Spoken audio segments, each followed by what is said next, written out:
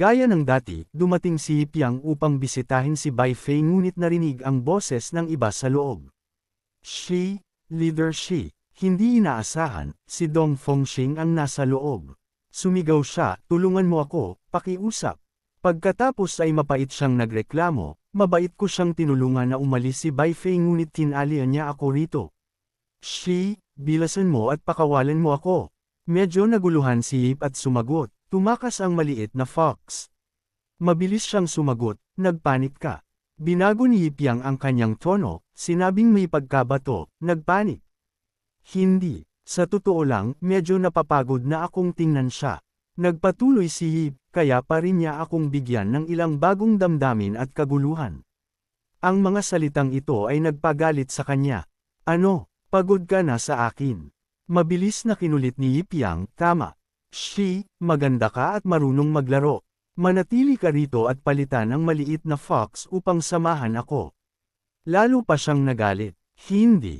Ako ay mas mababa sa maliit na fox. Mas maganda siya, inosente, at mas maraming maya-alok. Mas masaya siya. Galit na inutusan ni Yip Yang, sapat na. Balik. Hindi niya inaasahan na hindi siya malilinlang at nagulantang siya. Sa wakas, bumalik siya kay Bai Fei. Nakita ni Yip Yang na katawa-tawa ang kanyang pag-arte at bahagya siyang tumawa. Nagtanong siya, ang iyong transformation technique ba ay kayang mag-transform sa sinuman? Paano kung mag-transform ka sa Yanyang mula sa Yanyang Chronicles? Matagal ko na siyang gustong makilala. Sobrang nahihiya si Bai Fei na nawala na siya ng mukha. Umungol siya, hindi ba ako sapat sa buhay na ito? Obsessed ka sa nakababatang kapatid sa kwento buong araw. May sakit ka, ngunit walang pakialam si Yip Yang. Sapat na ang pagbisita sa aking mahal ngayon. Kailangan kong tapusin ang huling bahagi ng magic set. Hindi na ako umaarte sa iyo. Column. Agad pagkatapos, sa library ng sekta, tinapos ni Yip Yang ang pagsusulat ng plano sa pagtuturo. Kung paano man, sumabog ang tinta sa buong mukha niya. Sobrang hirap magsulat ng mga diskarte sa paglilinang. Tiningnan ni Yip Yang ang tumpok ng mga libro mula kagabi at sinabi, sa kabutihang palad, may nagbabasa ng mga tula at nagbibigay ng instant upgrades.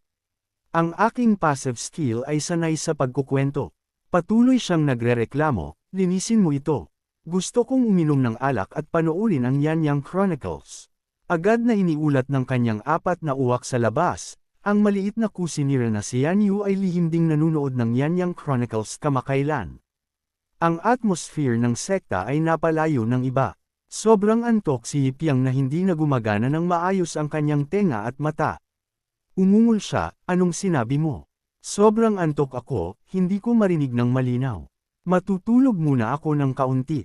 Nagpumilit ang uwak, patuloy na nagreklamo sa kanyang tenga, mayroong isang bagay. Ang mundong ito ay malapit ng magdaos ng isang Grand Sect competition, na may kaugnayan sa pagbabalik ng ating sekta sa number 1 position sa mundo. Sa dagat, patuloy na malakas ang ihip ng hangin sa pantalan. Patuloy pa rin ang pagtatrabaho ng mga tao.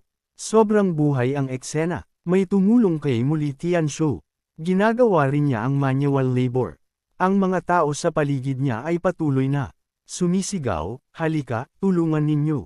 Lahat, bilasan ninyo ang inyong mga galaw. Itinaas lang niya ang kanyang kamay upang panasan ang kanyang pawis, sobrang pagod. Nang may dumating upang magulat, sa sandaling narinig ni Susha ang kanyang pangalan, sobrang takot siya na halos maihi. Paumanhin, boss, nagpapahinga lang ako sandali. Agad akong babalik sa trabaho. Dahan-daang tinawag ni Yip Yang, ako ito. Sa sandaling nakita siya ni Susha, lubos siyang natuwa. Shifu, hindi maiwasang bahagyang pinagalitan siya ni Susha, bakit ka dumating? Hindi ba sabi ko, huwag kang pumunta rito kung walang mahalaga? Madumi ang lugar na ito. Sumagot siya, nagdadala ako ng regalo. Sa sandaling narinig niya ito, lumiwanag ang kanyang mga mata na parang headlights. Masarap na pagkain. Ibinigay ni Yip Yang ang libro at casual na sinabi, Fu Jingshen. Tinamaan si Susha ng masakit na tama. Takot niyang sinabi, tapos na. Sumasakit ang ulo ko sa sandaling makakita ako ng libro. Umupo ang dalawa sa tabi ng isa't isa upang magtanong tungkol sa kasalukuyang sitwasyon. Kung bumuti ang fire element, Makakatulog ako sa sandaling mag-meditate ako ng unti-unti. Kung uupo lang ako ng ganito kasama si Shifu nang hindi pinag-uusapan ang pag-aaral, masayang ngumiti si Susha at pinatunayan, ang galing. Ngunit susubukan kong hindi bigan si Shifu. Naglabas din si Yipiang ng isang kumpiyansang ngiti, sige. Check ko ang inyong homework bukas. Napatigilan si Susha ng awkward, sumasagot, sige. Kailangan kong bilasan ang pagtatrabaho ngayon. Shifu, dapat kang umalis, madumi ang lugar na ito. Ang sect leader ay pinaalis ng kanyang sariling disipulo. Tandaan mo ang kasunduan natin, umalis ka pagkatapos magtrabaho ngayong buwan. Hindi maiwasang mainggit ang kapitbahay. TDA sa malawak na araw. Sa sandaling nakita niya si Yipiang na umalis, masayang pinaalalahanan siya ni Susha, halika, umuwi ka ng maaga. Huwag kang masyadong uminom. Ilang hakbang pa lang ang nagagawa ni Yipiang nang masayang sumagot siya, nakuha ko. Biglang natigilan ang ekspresyon ni Susha. Isang grupo ng mga kakaibang tao ang dumaan kay Yipiang at mukhang kilala nila si Susha. Isang babae sa grupo ang sinabi ng may paghamak, hindi ba iyan ang walang silbi na si Susha, nakakulong pa rin sa Four City, ha? Agad na lumingon si Yipiang upang tingnan sila. Sino ang nagsasalita tungkol sa aking disipulo? Nagsimulang mang-asar ang isa sa kanila kay Susha. Matagal nang hindi nagkikita, Susha. Naging seryoso ang mukha ni Susha at masaya niyang sinabi, ziyang-ziyang. Agad na humarap ang grupo kay Susha. Nagbibiro lang kami sa gago na ito na pinaalis sa Lingyun sect. Hindi ba kami kahanga-hanga dahil nakahanap kami ng isa pang sekta na magpapasok sa amin?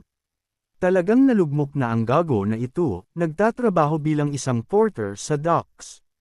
Nakakahiya sa buong sekta, at hindi sila huminto doon, lalo pa silang lumakas. Narinig mo, lumipat na ng sekta si Jinx ng 2 beses pagkatapos ng Lingyun sect. Ang talunan na ito ay talagang hinahabol na parang ligaw na aso. May malalim na pananaw talaga ang Lingyun. Si Susha, na pakiramdam ay hinahamak, ay galit na sumagot. Nandito ka lang para sabihin niyan sa akin. Pagkatapos ay tumalikod siya, binabaliwala ang mga ito. Kung wala nang iba, babalik na ako sa trabaho. Bigla silang sumigaw, tigil. Sumigaw ang pinuno, huwag kang gagalaw. Kahit pa pinaalis ka sa Lingyun sect, ang isang araw bilang nakatatandang kapatid mo ay nangangahulugang rerespetuhin mo ako habang buhay. Napakababa mo na sa mga basura na sektang ito na nakalimutan mo na maging ang mga batayang patakaran. Naabot ang kanyang sukdulan, sumigaw si Susha, ang Limitless sect ay hindi basura na sekta. Tumawa siya ng may panunuya, hindi basura na sekta. Kung gayon, bakit ito tatanggap ng basura na tulad mo? Kailangan ay isang sobrang basura na sect leader para tanggapin ang basura na tulad mo. Dahil sa pagmamalaki, nagsimula silang murahin si Susha ng walang preno. Gago ka, akala mo kaya mong tapatan ang isang henyo na tulad ko? Nanginginig si Susha sa galit. Maaari mong sabihin ang anumang gusto mo tungkol sa akin. Inilabas niya ang lahat ng kanyang matinding pagkadismaya at sumugod sa kanya, ngunit hindi mo kailanman maaaring insultuhan ang aking Shifu. Ikaw ang basura, dahil hindi niya nataman ang kanyang suntok. Sinamantala niya ang pagkakataon upang lalong murahin, isang Shifu na nagtuturo ng disipulo na tulad mo ay mas masahol pa kaysa basura. Bigla, mahigpit niyang hinawakan ang kamay ni Susha. Naghanda siyang sumuntok gamit ang kanyang kabilang kamay, sinabing, tuturuan kitang maging tao, dahil incompetent ang Shifu mo, hindi niya kaya, malapit nang bumagsak ang kamay. Isang malakas na ingay ang umalangaw-ngaw. Si Susha ay makakaya lang ipikit ng mahigpit ang kanyang mga mata. Ang dalawang lalaki sa kabilang panig, sa kabilang banda, ay mukhang lubos na nagulat. Si Yipiang iyon, lumitaw siya sa tamang oras upang protektahan ang kanyang minamahal na disipulo. Bitawan mo siya, wala siyang ekspresyon, na nangangahulugang seryoso siyang galit. Nang ahas kang humawak sa aking disipulo. Mura niya, basura, takot na takot ang lalaki. Sino ka? Ang Lingyun sect ay nagtuturo ng isang kaiyahiyang disipulo dito. Pinapayuhan kitang huwag manghimasok. Naisip niya sa sarili, bakit hindi ako makagalaw? Walang pakialam si Yipiang kung sino sila. Ako ang kanyang Shifu. Tinuturuan mo ang aking disipulo sa harap ng aking mukha. Sa wakas, sinaman niya ito ng tingin, pagod ka na ba sa buhay o ano? Ang lalaking iyon, kahit natatakot, ay pinilit pa ring ibuka ang kanyang leeg. Bitawan mo ako ngayon. Huwag mong subukan na galitin ang aming Lingyun sect gamit ang iyong basura na sekta.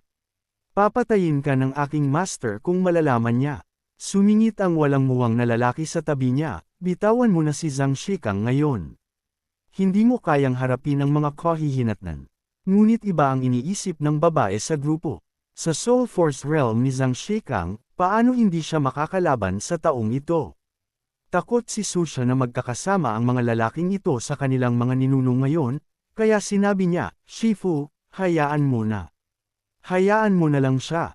Sumagot si Yipiang sa kanyang kahilingan, ang pagpapalaya sa kanya ay walang problema. Ngunit bago siya matapos, sinampal siya ni Yipiang ng napakalakas na nagkaiba ang hugis ng kanyang mukha. Isang sampal at lumipad siya na parang Team Rocket. Walang sino man ang nanggugulo sa aking disipulo. Ang lalaking iyon ay lumipad ng 80 yarda at lumapag sa dulo ng kalsada. Si Susha at ang kanyang maliliit na rebelding disipulo ay parehong nakatulala. Casual na sinampal din ni Yipiang ang dalawa pang lalaki sa kanyang grupo. Binubuli ang mahihina, sobrang mayabang kapag malakas ka. Sa wakas, lumipat siya sa babae. Medyo natigilan siya at sinabi, nang ahas kang saktan ako. Alam mo ba kung sino ako? Ngunit mukhang walang pakialam si Yipiang. Ang iyong mga mata ng aso ay hinahamak ang mga tao. Huwag mong isipin na hindi kita sasaktan dahil lang babae ka. Lahat sila ay lumapag sa parehong lugar. Ang pinuno ay mapait na sinabi, hindi mapapatawad. Ang kanyang mukha ay nabago ang hugis ngunit hindi nagbago ang kanyang saloobin. Maingat niyang sinabi ang bawat salita, papatayin kita. Pagkatapos ay kinuha niya ang espada sa tabi niya. Tiyak na gagawin ko, at sumugod siya kay Yipiang nang walang takot, sumisigaw, patayin ka. Ikanaway ni Yipiang ang kanyang kamay muli, pinapalipad siya na parang isang sako ng buhangin. Nakita ang blankong ekspresyon ni Susha, nagtanong siya, anong problema? Nauuto siyang sumagot, wala.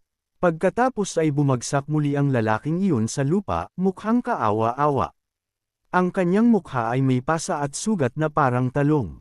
Bigla, tumitig siya na parang nakakita ng nakakatakot na bagay. Lumabas na malapit sa kanya si Yipiang. Dahan-dahan niyang sinabi, tumayo ka. Takot na takot ang lalaki, umaatras na parang nakakita ng multo sa malawak na araw. Naisip ni Susha na samobra na ito at bumulalas, Shifu, huwag. Ngunit hindi makontrol ang kanyang ekspresyon. Seryoso niyang binalaan ang mapa nira, sa pagkakataong ito, alang-alang sa aking disipulo, papakawalan kita. Ngunit ang pambubuli ng Lingyun sect sa kanya noon ay hindi pa tapos. Sinama niya ito ng tingin na parang kaya niyang itapon sa basurahan anumang oras. Umalis ka, sabihin mo sa iyong sect leader na tiyak na sisingilan ko ang utang na ito sa kanya. Mabilis na tinulungan ng mga lalaking iyon ang kanilang sugatan na pinuno. Magkita-kita tayo, malapit na ang Triennial Sect Tournament. Direktang paalisan ang Wuji sect sa Sect Alliance dahil sa pagkatalo. Ang kanyang mukha ay hindi maganda ngunit mahusay siya sa trash talk. Pinatunayan niya, sa panahong iyon, hamanin ka ng aming Lingyun sect at sisiguraduhin naming ganap kang paalisin. Hindi natatakot si Yipiang. Naisip niya sa sarili, sect tournament, mukhang ito ang sinasabi ng ibon na iyon. Kaya medyo nag-alala si Susha. Pumunta siya para sabihin, Shifu, dahil lang sa akin, ngunit walang pakialam si Yi. Huwag kang mag-alala, maliit na bagay lang yan. Kung maglalaro ako hanggang sa huli. Napakagaling. Kung gayon, magkikita tayo sa sect tournament. Bumalik ka at sabihin mo sa iyong sect leader, ang utang ng pambubuli kay Susha, ang aking disipulo, ang kasunduan ay naitatag. Nagmalaki siya na tinuturo si Susha, ako mismo ang magsasara ng score sa inyo. Hahamunin niya ang buong Lingyun sect at tatalunan ang lahat. Tumutuloy pa rin ang kanilang mga bibig kahit sa puntong ito, umaasa sa isang mahusay na walang silbi na tulad niya. Katawa-tawa, Terra na pagkatapos nito, Susha, sobrang galing mo. Kaya ko ba talaga ito? Hindi na kailangang mag-alala si Yipiang. Pinatpat niya ang kanyang ulo para bigyan siya ng lakas ng loob. Huwag kang mag-alala, may tiwala niyang tono, kung ako, bilang iyong master, ay nagsabing walang problema, kung gayon ay talagang walang problema.